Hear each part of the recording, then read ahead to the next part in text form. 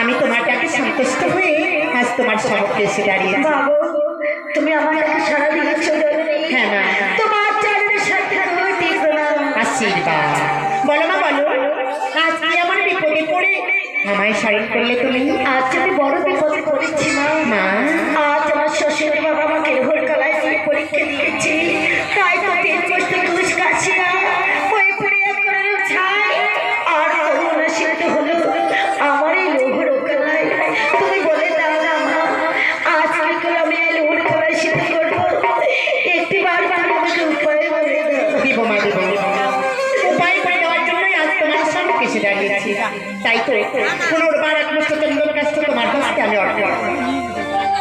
এই চন্দন কাজটা গ্রহণ করে মম নাম স্মরণ করে এবার